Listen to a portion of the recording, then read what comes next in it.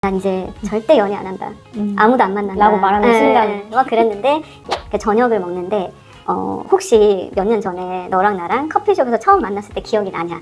그래서 내가 조금 웃었어요. 왜냐면 기억이 나서. 네, 기억이 나서. 너무 로맨틱하잖아. 근데 여기에 I miss you라고 써 있는 게 방 하나를 두고 떨어져 있는데, 그러니까 미안해 구구절절이 아니라, 그러니까 그래서 좀 그런 것들을 한번 저희 얘기를 빌어서 좀 지금 내가 하고 있는 관계에 좀 도움이 되거나 받아갈 게 있다면 한번 그렇게 해보셨으면 좋겠어요.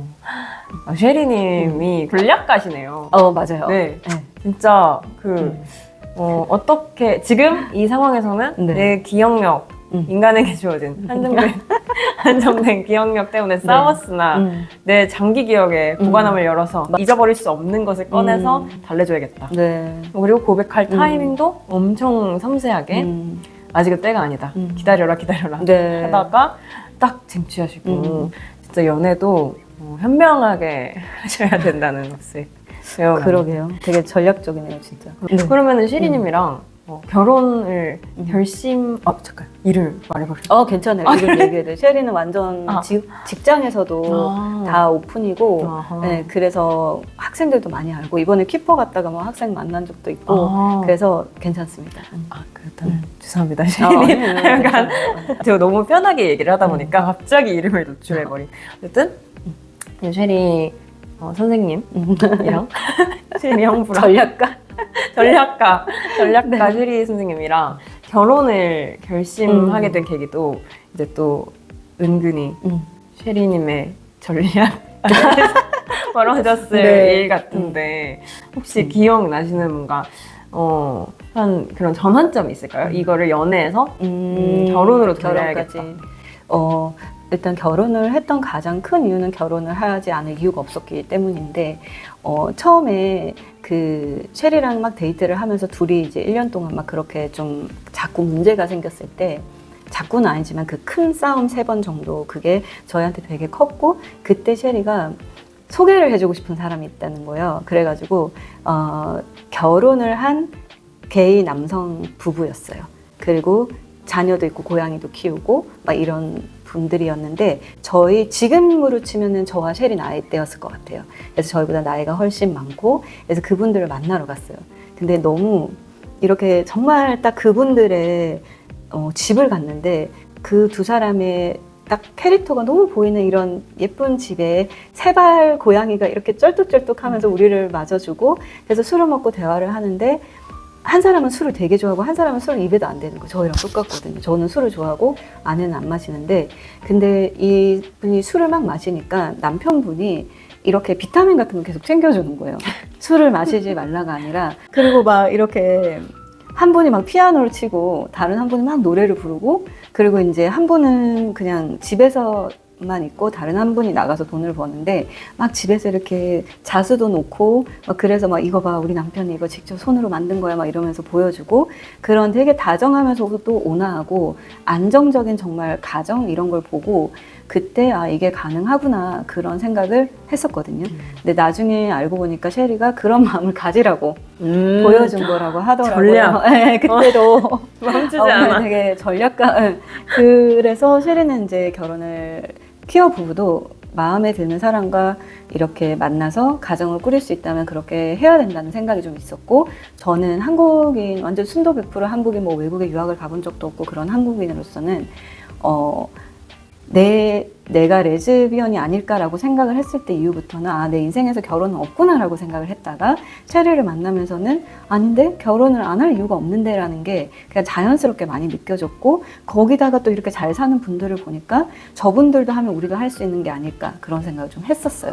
근데 그때 법적으로 근데 안 되는 거죠. 그때 지금은 미국이 동성결혼이 법제화되어 있잖아요. 당시 안 됐어요. 안 됐어요. 그래서 이제 저희가 둘이 유서를 쓰러 갔어요. 우리가 가족이라는 걸 증명할 수 있는 되게 많은 내용들을 쓰고, 그때 생각하면 좀 많이 감정이 복받치는데, 그때 아내가 이렇게 유서 마지막에 사인을 하거든요. 근데 그때 눈물을 막 흘리더라고요. 그래서 왜 우냐 그랬더니 너 울면 안 되는데 왜 우냐 그랬는데, 이걸 펼치는 순간은 둘 중 하나가 세상에 없을 때 펼치게 될 수도 있으니 눈물이 난다 했는데 그 변호사분이 원래 많이들 쓰면서 운다고 얘기를 하시더라고요. 그래가지고 저희가 이제 결혼은 못했지만 유서를 써놨었고 그러다가 이제 동성결혼이 법제화가 몇 년을 됐을 때 아내 어머니가 가장 먼저 연락 와서 이제 결혼해라. 그리고 친구들 막 캐나다 막 여기저기 다 연락 와서 친구들이 전화로 막 비명 지르면서 너 빨리 가서 결혼해 막 그랬었거든요. 그래서 둘이 되게 막 좁은 방 안에서 막 둘이 같이 울면서 우신다. 아니 안 울 거예요. 울면서 이렇게 끌어안으면서 셰리가 그냥 뭐 저희는 프로포즈 이런 것도 뭐 화려한 것도 없었고 그때 그냥 한마디에서 Let's get married 그러더라고요. 그렇게 해서 결혼을 하게 됐고 사실은 그 전부터 결혼한 커플과 다른 게 하나도 없었어요. 그냥 법적 테두리 안에서 보호를 못 받으니까 진짜 그렇게 유서까지 써놓을 정도로 저희는 누가 뭐라고 하든 저희 자체적으로는 그냥 이미 부부였기 때문에. 그 셰리님도 전략가이시지만 저 또한 전략가인 게 여러분들 궁금한데요? 혜영님을 제가 왜 소개시켜 드렸겠습니까? 이제 다들 회의적으로 결혼에 대해서 난 못할 거야 이렇게 생각하지 마시고 너무 잘 살아가는 커플이 있잖아요. 이제 셰리님께서 혜영 언니를 그 결혼한 게이 부부 앞으로 데려가신 것처럼 저도 혜영 언니를 이제 만세계 결혼 생활을 어떻게 하시게 되셨는지 이런 걸 보여주면서 이제 아가지들도 시집 장가다 가라. 와, 전략가신데요. 와, 방금 그 얘기가 되게 와닿기도 하고 저는 그냥 가시화하는 것 자체가 중요하다고 생각을 해요. 결혼을 원하지 않으면 그게 이성애자든 동성애자든 하지 않아도 되는 거지만 이거는 원하고 원하지 않고의 문제가 아니라 할 수 있고 없고의 문제이다 보니 저희처럼 이제 너무 원하고 저희가 결혼을 하기 전에도 왜 우리가 숟가락 부모님들이 그 뭐라고 하죠? 숟가락 젓가락 하나씩 가지고 와서 만났다고 그냥 아무것도 없이 만났다 이런 얘기를 많이 하잖아요. 저희 둘 다 그랬거든요.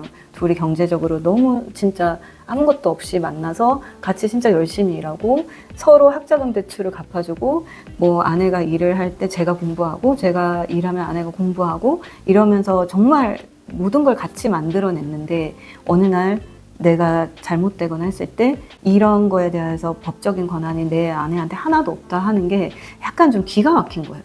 어떻게 이렇게 열심히 살아가고 있는데 열심히 살아가고 열심히 사랑을 하고 있는데 근데 오히려 그게 저희한테 좀 더 강한 결속력을 주긴 한 것 같아요. 못했던 부모님들이 막으면 이제 더 끈끈해지시면 연인 관계가 이제 우리는 사회 단위에서 막히니까 더 끈끈해지는 그래서 원하지 않습니다. 결혼시켜주세요. 진짜. 아니 끈끈해지는 건 저희가 알아서 할 테니까 결혼시켜 주셨으면 좋겠어요. 그러면 혹시 이렇게까지 꿈에 그린 듯한 그렇게 노력형 결혼을 읽어내셨는데 팁이 있을까요? 아까 앞에서 얘기했던 것처럼 우리가 가까운 사람일수록 좀 지켜야 되는 매너가 있잖아요. 그 왜 가족들도 친구가 뭐 먹어 이러면 먹기 싫으면 괜찮은데 엄마가 뭐 먹어 이러면 안 먹는다고 이렇게 좀 나오잖아요. 근데 약간 제가 언젠가부터 그거를 고쳐보려고 되게 노력을 했거든요. 근데 물론 그 계기도 아내의 영향을 많이 받긴 했어요.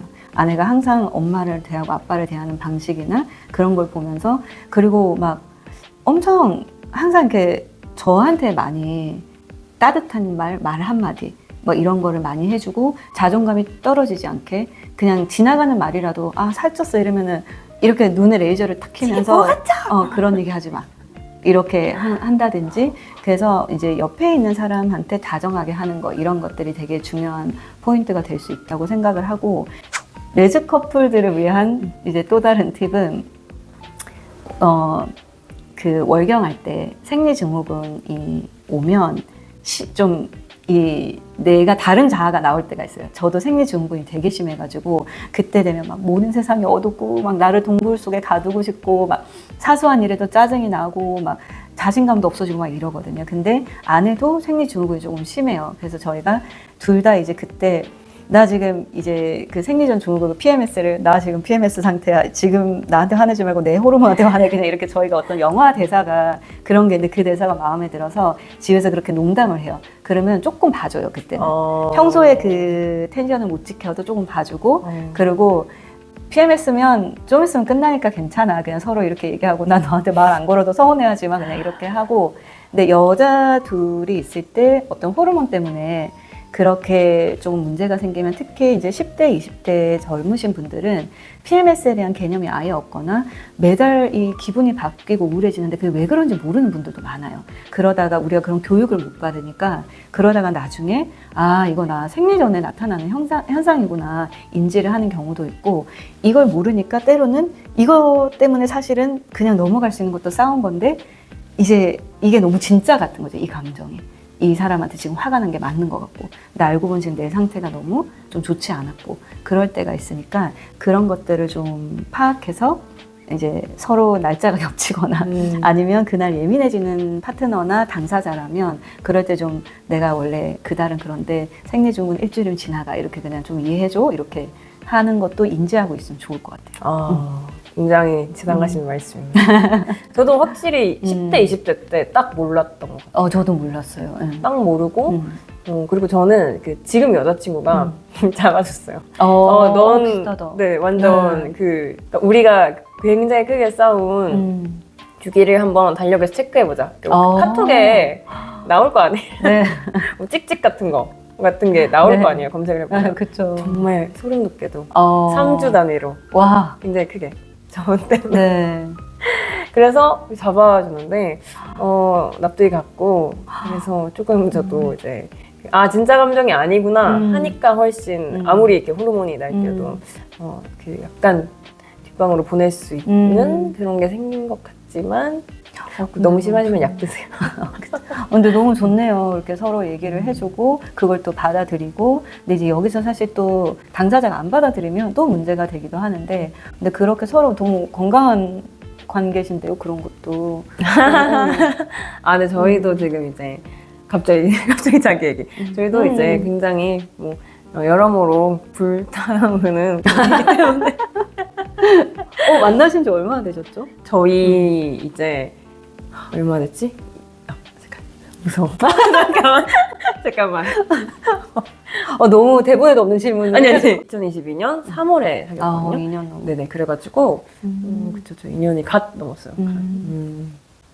그런 고민하는 커플들 많을 거예요. 이제 호르몬이 자체는 너무 그 영향력이 크고 또 그 영향을 많이 받는 사람은 안 받는 사람은 이해를 못해요.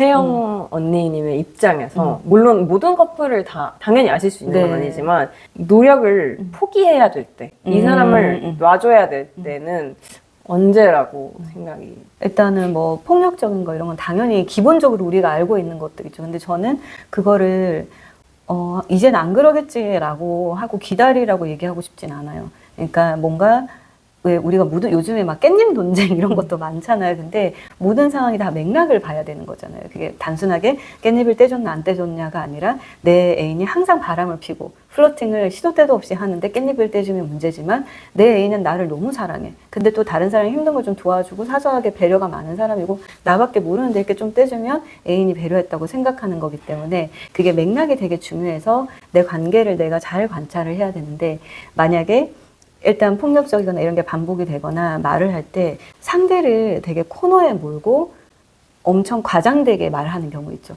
내가 너 때문에 뭐 큰일 날 뻔했잖아 이런 식으로 반복적으로 과장되는 표현을 쓴다든지 근데 그게 의도 자체가 뭔가 너무 내 자존감을 낮추거나 그럴 때는 그런 거는 좀 적신호라고 봐야 되는 것 같아요. 근데 얘기를 하다 보면 뭐 단순하게 자기 행동을 엄청 후회하는데 또 그러면 그건 후회한 게 아니라고 생각하거든요. 근데 되게 후회를 많이 하고 정말 상대가 원하지 않는 걸 하지 않고 그런 좀 개선이 되고 있다면 그거는 또 충분히 바뀔 가능성이 있다고 생각을 하고 그리고 약속 지키지 않는 거.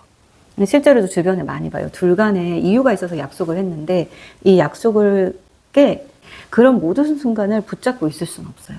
네, 그렇기 때문에 일단은 노력을 해봤을 때 기본적인 게 안 된다면 과감하게 헤어져야 되고 근데 나와 같이 뭔가를 만들어갈 의지가 있는 사람이면 또 같이 노력을 하는 게 맞다고 생각해요. 거기서 성장시켜주는 게 되게 큰 것 같아요, 저는. 네. 혜영님의 입장에서 네.